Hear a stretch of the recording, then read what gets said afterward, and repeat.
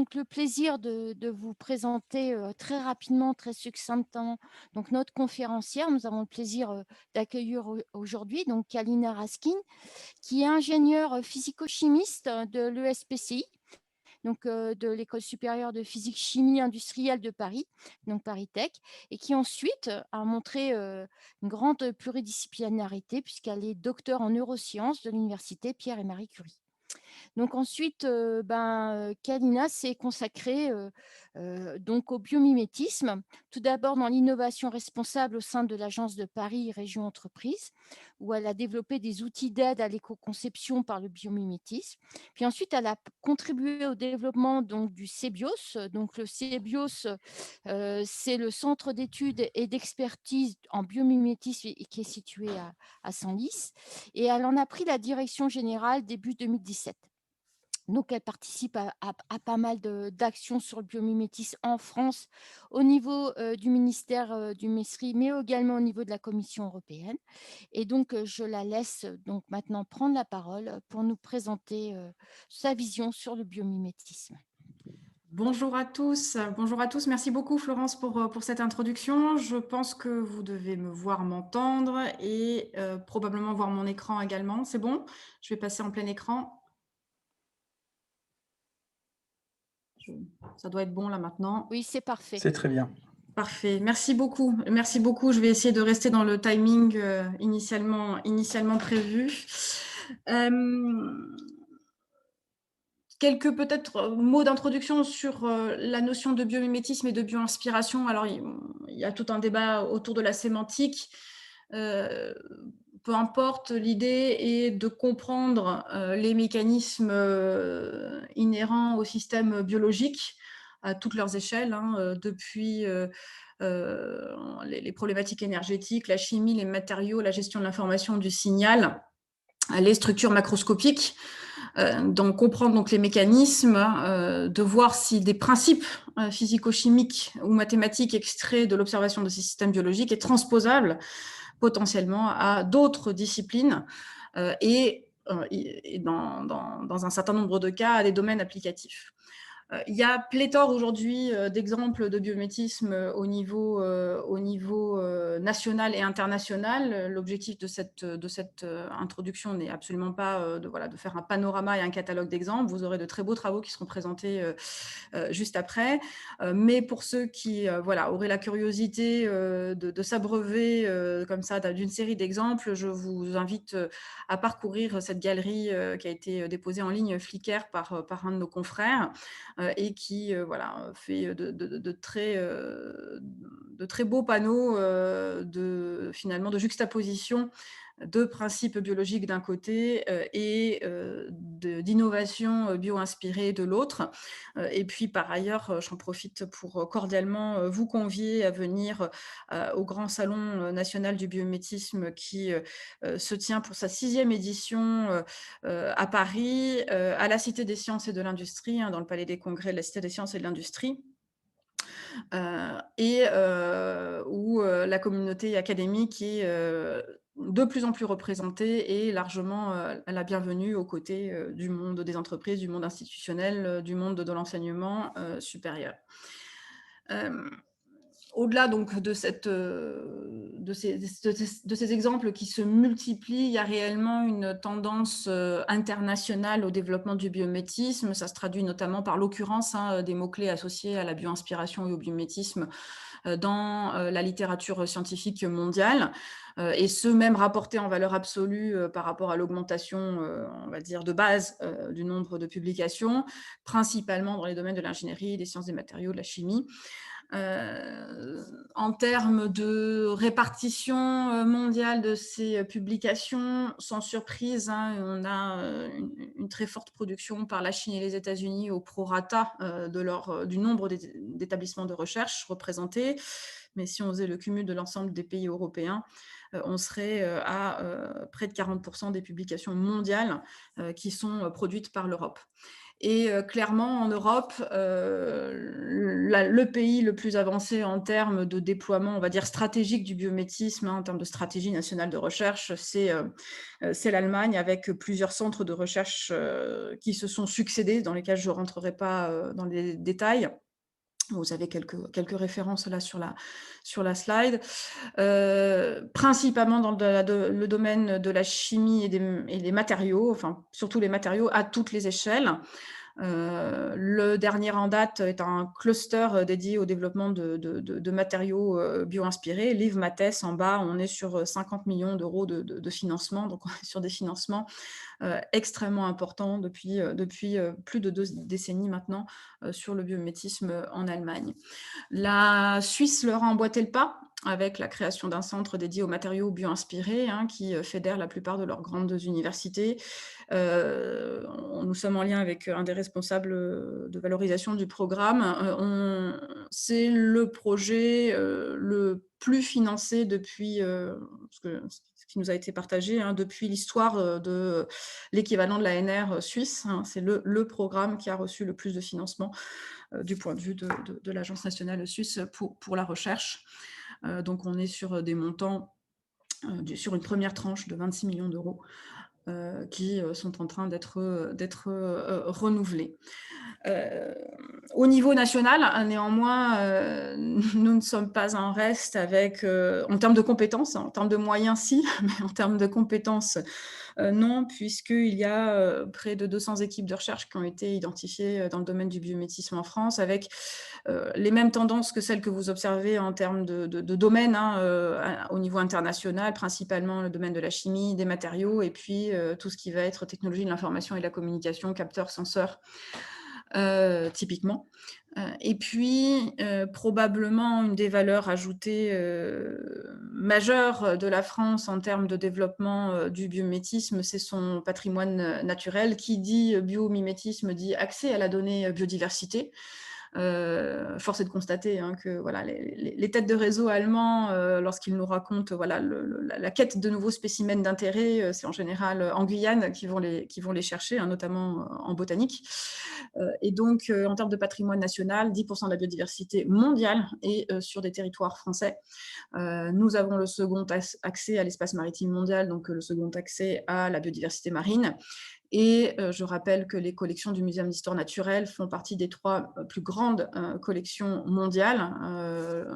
Le podium étant partagé entre le Smithsonian de Washington et le Muséum d'histoire naturelle de Londres, avec voilà, des collections qui vont être plus ou moins bien représentées dans les... plus ou moins pas bien, mais plus ou moins, on va dire, d'autant plus ambitieuses entre ces différents établissements en fonction des taxons qui vont être agrégés dans ces collections. Et le Muséum d'histoire naturelle de Paris, c'est près de 70 millions de spécimens, avec par rapport, on va dire, au volume de spécimens accessibles, un très faible volume d'entre eux qui sont aujourd'hui exploités, on va dire, du point de vue de la bioinspiration pour venir typiquement les caractériser. Et j'y reviendrai dans un instant autour d'un programme que justement nous lançons avec le Muséum d'histoire naturelle. Donc ça, c'était du point de vue académique et patrimoine naturel. En termes d'enseignement supérieur, voilà, on est ravis de voir, se créer en 2020 et s'amplifier en 2021 deux premiers cursus ambitieux autour du développement du biomimétisme. C'était assez frustrant puisque jusqu'à la fin 2019, on envoyait les étudiants motivés pour pouvoir poursuivre dans des cursus supérieurs et qui voulaient se spécialiser en fait dans le domaine du biomimétisme.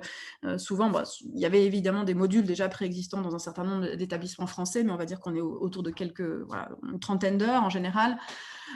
Alors qu'en Allemagne et ou en Suisse, il y avait des cursus évidemment beaucoup plus ambitieux au regard de l'avance qu'ils avaient en termes de stratégie nationale de recherche. Et donc, il y a 2 premiers masters qui sont nés en 2020. Le Nature Inspired Design, c'est un master à l'ENSI Les Ateliers, à l'école de design industriel de Paris, qui était une école donc publique. Et le master matériaux bio-inspirés à l'université de Pau et des Pays de l'Adour, qui va accueillir sa seconde promotion à la rentrée 2021. Avec bien sûr, voilà, comme je le disais, et c'est la liste en bas est loin d'être exhaustive en termes de modules. Les modules, s'amplifient et ou se multiplient, dans un certain nombre de grands établissements, français, liés à la recherche et à l'enseignement, supérieur. Hem, nous sommes dans ce que nous appelons aujourd'hui la Startup Nation, et donc un des indicateurs de mesure de l'intérêt, d'un domaine et voilà, on va dire la création, d'entreprises à haut potentiel de rupture technologique, et économique, voilà, ça fait partie des indicateurs, hein, qu'on y soit favorable ou pas. Et force est de constater qu'il y a une multiplication sur les 5 dernières années du nombre de startups issues de la recherche fondamentale française.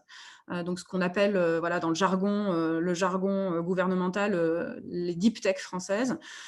Et donc je ne vais pas toutes les passer en revue, mais vous en avez un certain nombre. Another Brain, Aribal, Prophecy et Elwave sont des entreprises qui sont plutôt dans les technologies de l'information et de la communication autour de plusieurs systèmes sensoriels, acoustiques, olfactifs, ou encore visuels. Et Marina, Corewave, Titium sont des entreprises dans le domaine plutôt des medtech, hein, donc de la médecine. M2I Life Science dans le domaine plutôt du biocontrôle et de la lutte contre les ravageurs. Phoenix, ADVTech, Wylot plutôt dans tout ce qui va être motorisation, et l'énergie dans le domaine de l'énergie, donc comme son nom l'indique, de l'énergie, de la production énergétique, et BioInspire et Conic qui vont être plutôt sur des enjeux de dépollution. Et il y en a d'autres, hein. Il y a près d'une centaine, voilà, d'entreprises aujourd'hui identifiées en France. Je vous en ai mis quelques-unes particulièrement remarquables avec un fort développement sur les dernières années.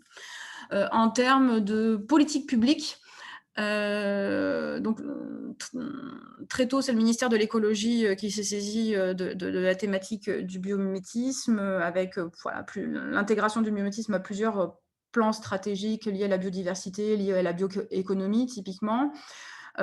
Plus récemment,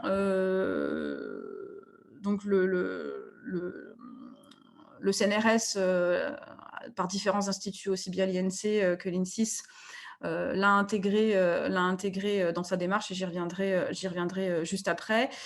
Mais voilà, cette stratégie et cette réflexion nationale, elle trouve sa résonance au niveau des territoires et au niveau des politiques publiques régionales. Et c'est vrai qu'on a le plaisir de travailler depuis plusieurs années maintenant, notamment avec la région Nouvelle-Aquitaine, qui a intégré le biométisme à sa feuille de route stratégique régionale, avec plusieurs initiatives ambitieuses, donc de centres dédiés au biométisme marin, par exemple, de réseaux de recherche entièrement dédiés au biométisme qui est en train de se mettre en place, de groupes de travail, de futurs appels à projets dédiés à l'accompagnement de la démarche, aussi bien pour la recherche fondamentale que pour les entreprises issues du biométisme.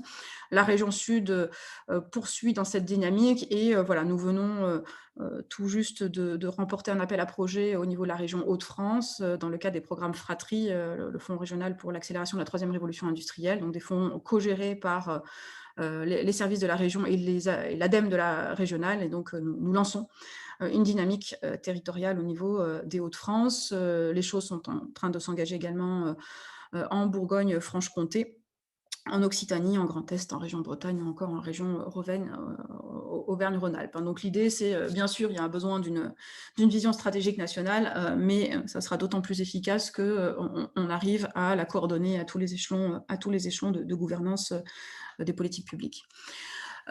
Si vous voulez en savoir, voilà, avoir plus d'éléments, de détails sur voilà, ce panorama que je viens de vous faire, un peu international, national, d'opportunités, je vous encourage vraiment à parcourir ce rapport, et je pourrais vous mettre le lien dans le chat.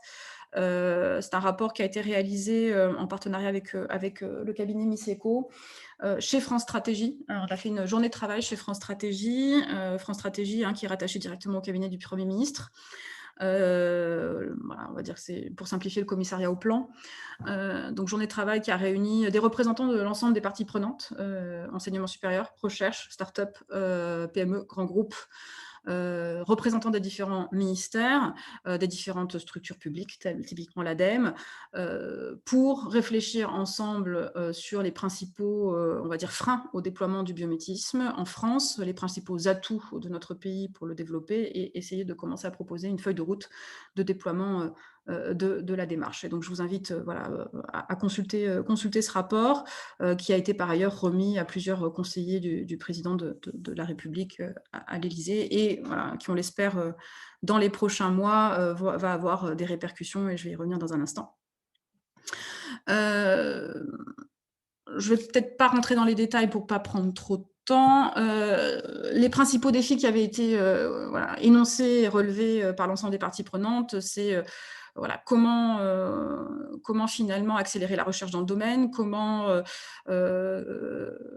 voilà, embarquer les concepteurs dans le transfert de connaissances de la biologie, donc des enjeux plutôt méthodologiques, comment stimuler l'entrepreneuriat, comment le rendre industriellement efficace et comment faire du biométisme un levier de conservation de la biodiversité, hein, puisque évidemment on pourrait craindre que le biométisme devienne finalement un nouvel argument d'exploitation de la biodiversité.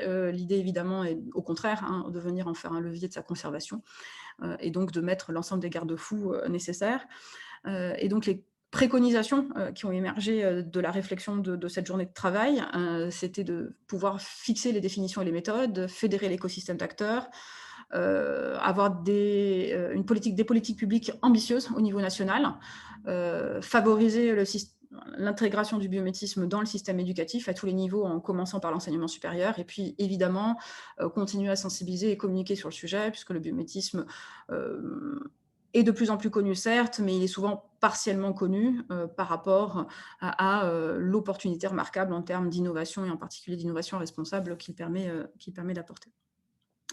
Et donc, on va dire dans les derniers éléments relatifs aux politiques publiques, une fois de plus, je vous invite à regarder le rapport France Stratégie pour avoir un peu l'historique des politiques publiques. Là, je vous ai sélectionné les dernières.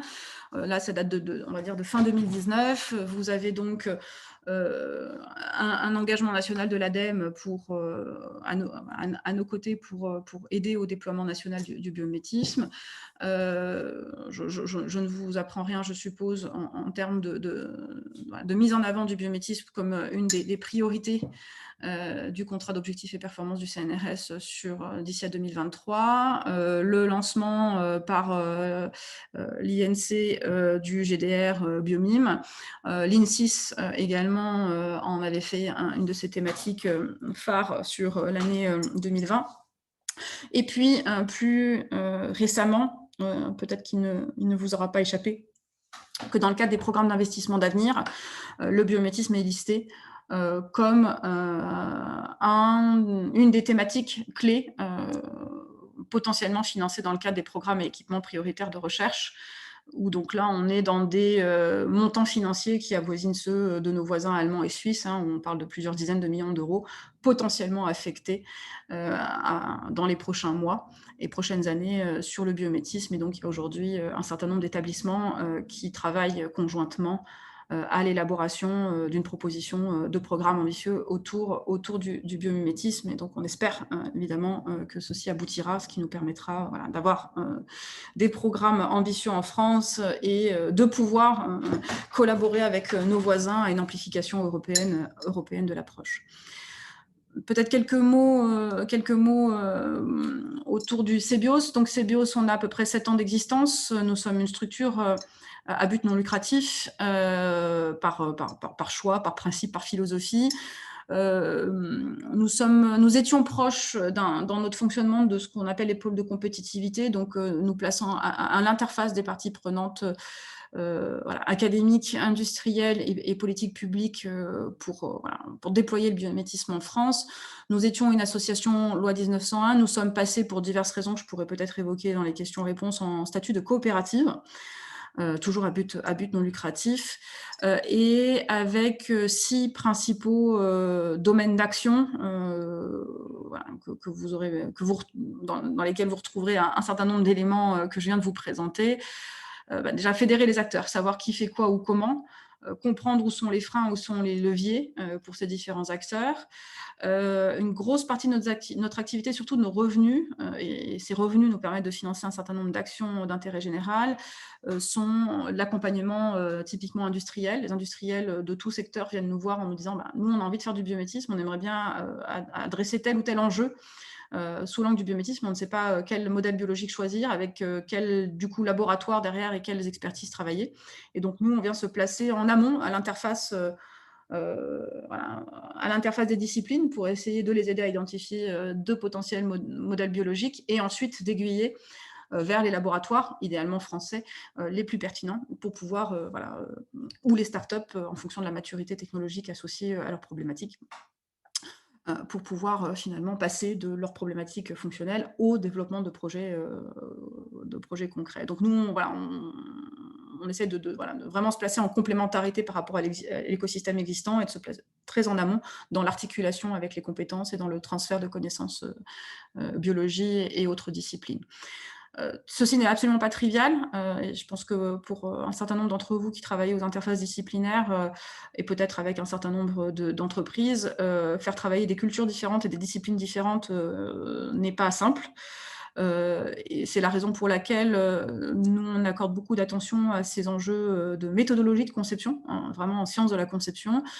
Et c'est pourquoi on porte 3 thèses et un postdoctorat avec différentes entités, les arts et métiers ou le Muséum d'histoire naturelle, pour pouvoir en fait lever un certain nombre de freins liés aux méthodologies de l'interdisciplinarité.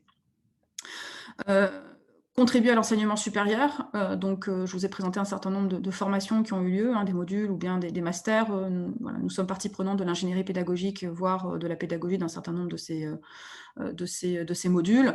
Voilà, évidemment, les experts sont ceux qui sont dans les laboratoires ou dans les entreprises, mais pour un certain nombre d'enjeux justement transversaux, notre compétence est sollicitée. La communication, on donne un très grand nombre de conférences à peu près pour tous les publics. Donc aujourd'hui, pour un public plutôt académique, mais aussi pour des publics plus R&D industriels, voire du grand public, et j'y reviendrai dans un instant, parce que c'est évidemment très important de faire en sorte que l'ensemble des citoyens et des professionnels entendent parler de la démarche. Et puis il y a un enjeu de démonstration. Alors bien sûr, tous les travaux d'excellence menés en France d'un point de vue académique sont des démonstrations de l'intérêt de la démarche. Bien sûr, les startups et les entreprises qui sortent des produits sont des démonstrateurs de la démarche, mais il nous semblait un petit peu important, comme l'a fait l'Allemagne en créant un certain nombre de centres, comme l'a fait la Suisse également, de pouvoir se doter au niveau français d'un certain nombre de projets emblématiques autour du biométisme. Et je vais y revenir dans un instant, puisque voilà, nous avons porté un projet dont nous sommes lauréats. On travaille avec un écosystème très large d'acteurs. La photo de famille, là, n'est pas exhaustive. Et voilà, vous avez, si ça vous intéresse, sur notre site web, voilà, un peu la liste des gens avec lesquels on travaille. Et donc, le programme dont je vous parlais, c'est ce programme qui s'appelle le programme Biomig, qui est lauréat des programmes d'investissement d'avenir dans le cadre d'un appel à projet. Peut-être que certains d'entre vous connaissent, mais il est en général plutôt ciblé pour les entreprises, même si on est une structure à but non lucratif, on est quand même catalogué dans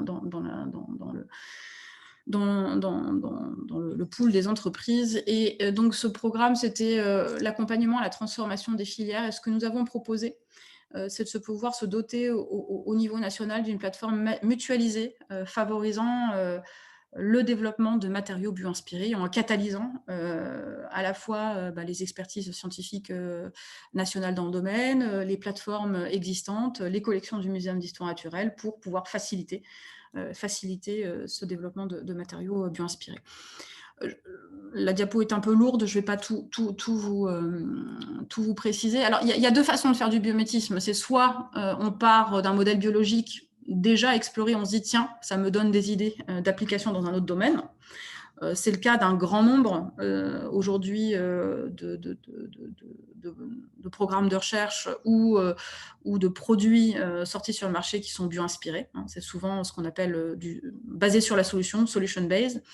Mais ce qui est intéressant en pressant bien pour pouvoir le déployer à grande échelle, c'est d'être capable de trouver des modèles intéressants par rapport à un problème énoncé. Par le domaine industriel. Donc, c'est ce qu'on appelle le problem-driven, voilà, le sens problem-driven, et c'est celui vraiment qui pose le plus problème aujourd'hui. Donc, c'est celui auquel nous nous sommes attaqués. Donc là, j'ai remis un petit peu de façon très schématique on va dire, le processus par lequel ce système problem-driven se déploie. Un enjeu industriel est posé. L'idée est de pouvoir abstraire finalement cette problématique en une fonction qui va avoir son homologue et son équivalent dans le monde biologique. Ensuite, de pouvoir scanner la donnée existante d'un point de vue des modèles biologiques pour pouvoir se dire, bah, tiens, par rapport à cette fonction-là, voilà des modèles potentiels, voilà des conditions dans lesquelles cette fonction-là se retrouve dans le vivant. On en déduit des modèles potentiels d'intérêt et ensuite, il faut faire le chemin inverse et se dire, bon, à partir de ce modèle biologique, qu'est-ce qu'on peut abstraire comme idée intéressante qui puisse avoir des applications dans le domaine de l'industrie. Et ce processus, même si on arrive à le mettre en place aujourd'hui, entre guillemets, manuellement, en mettant les bonnes compétences autour de la table, les bonnes compétences étant évidemment des expertises de pointe par domaine mélangées, à la fois des physico-chimistes, à la fois des biophysiciens, des biochimistes, des biologistes, également des designers, en termes design-conception. On peut le faire manuellement, mais clairement, ça prend du temps, c'est long, c'est laborieux, et probablement qu'on passe à côté d'un certain nombre d'opportunités. Et les verrous qu'on rencontre en fait finalement à ce processus et à ce cheminement, ils sont nombreux, et pour en donner que quelques-uns, par exemple, la donnée biologique, évidemment, est très peu parlante pour un industriel. Elle est souvent même très peu parlante pour d'autres disciplines scientifiques, pour des non-biologistes. Et donc, la donnée biologique, elle est explorée par des biologistes pour des biologistes. Et c'est raison pour laquelle, dans le domaine des matériaux, typiquement, bio-inspirés, très souvent, on tourne autour des mêmes modèles. Et notre interprétation de cela, c'est que, voilà, à un moment donné, on est tributaire de la curiosité et de l'intérêt de chercheurs de venir aller, par exemple, d'experts matériaux, d'aller explorer un modèle biologique donné. Mais si vous regardez la donnée biologique telle qu'elle est publiée, s'il n'y a pas un ingénieur matériau, un ingénieur chimiste qui s'intéresse à ce modèle biologique, eh bien, vous n'extrairez jamais la donnée issue de ce spécimen biologique. Pour autant, probablement que la donnée biologique, qui est très polymorphe, très dispersée, néanmoins, on peut la faire parler, cette donnée-là. Et donc, nous, on fait le pari qu'on peut arriver à faire parler une donnée encore plus, de façon beaucoup plus efficace qu'on ne la fait parler aujourd'hui. La difficulté seconde, c'est que les échantillons biologiques, c'est un corollaire de ce que je viens de dire, sont rarement caractérisés des points de vue de la physico-chimie. Et puis par ailleurs, même s'ils étaient caractérisés, on voit souvent des nanostructures absolument remarquables dans le vivant, mais se pose la question de comment on fait pour fabriquer ça concrètement dans des échelles applicatives industrielles faisables, en fait. Donc il y a un enjeu de prototypage et de manufacture. Et donc c'est pour essayer d'adresser un peu l'ensemble de ces défis que ce programme a été déposé avec, je ne vais pas rentrer dans les détails, et s'il y a des questions, j'y répondrai avec plaisir. Il y a 2 volets dans ce programme, qui est réalisé en étroite collaboration avec le Muséum d'histoire naturelle de Paris et le pôle de compétitivité Euramaterials qui est basé en Hauts-de-France.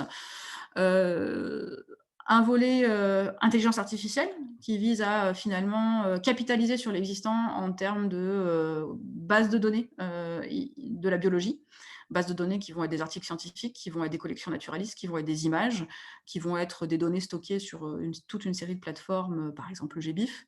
Donc comment on fait pour faire parler des données qui n'ont pas l'habitude de se parler et qu'on va venir faire converger par rapport à des problématiques fonctionnelles.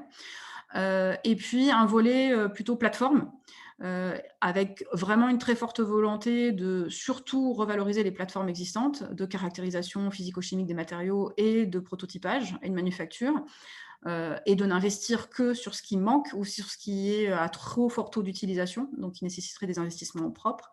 Donc l'idée, c'est de constituer progressivement un réseau de plateformes permettant finalement, de bout en bout, de se doter d'un banc de caractérisation des matériaux biologiques, ce qui permet, par un effort de mutualisation, d'abaisser les coûts, d'homogénéiser un certain nombre de protocoles et donc de faciliter l'accessibilité à la donnée biologique.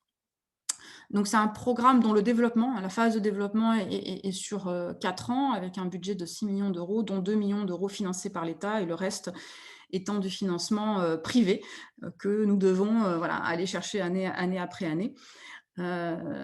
Donc c'est le fonctionnement des programmes de type BPI pour les entreprises. On n'est pas dans les mêmes configurations exactement que les programmes ANR. Et puis des premiers partenaires industriels avec l'objectif d'élargir considérablement ce consortium au fur et à mesure, donc à la fois d'industriels qui vont être, on va dire, les usagers, parmi les usagers, mais également des laboratoires académiques qui vont pouvoir, à terme, à la fois faire passer des projets dessus et à la fois potentiellement mettre à contribution les plateformes dont ils disposent et les expertises dont ils disposent pour pouvoir collectivement adresser ces enjeux-là. Je précise que ce projet aussi, ce programme-là est aussi à but non lucratif et on arrive néanmoins à avoir des industriels qui rentrent dedans. L'idée étant qu'en mettant au pot commun, le retour sur investissement qu'ils ont, c'est une accessibilité à de la donnée qu'ils auraient beaucoup, beaucoup plus de mal à obtenir s'ils voulaient le faire en cavalier seul. Donc, c'est vraiment la philosophie qui nous a animés et qui continue de nous animer dans le cadre de ce projet. Voilà. Et donc, si vous voulez en savoir un peu plus sur d'autres exemples de biométisme au niveau national, je vous encourage à aller regarder la petite série extrêmement bien faite, la petite série Nature égale futur, qui a été notamment cofinancée par le ministère de la Recherche, qui a été plébiscitée aussi bien par des prix au Festival de Deauville, donc plutôt adultes, que des prix de collégiens. Donc, ça marche extrêmement bien. Elles sont vraiment très, très bien faites. Elles durent 4 minutes. Il y a un certain nombre de ressources disponibles sur notre site web où on agrège aussi des ressources dans l'écosystème partenarial. Et puis, la Cité des Sciences ayant rouvert ses portes, je vous encourage à aller regarder, à aller visiter cette exposition donc Humanité bio-inspirée, qui est une exposition permanente de la Cité des Sciences et de l'Industrie dédiée au biométisme, donc qui est là pour au moins 5 ans. Ce qui démontre évidemment l'intérêt grandissant pour la démarche. Évidemment, je remercie une équipe qui grandit très vite, puisqu'on est bientôt une trentaine dans l'équipe CEBIOS pour favoriser et catalyser le déploiement du biométisme et être au service des parties prenantes dans le domaine. Et je serai ravie de répondre à vos questions dans les 5 minutes qui restent pour respecter le programme initial.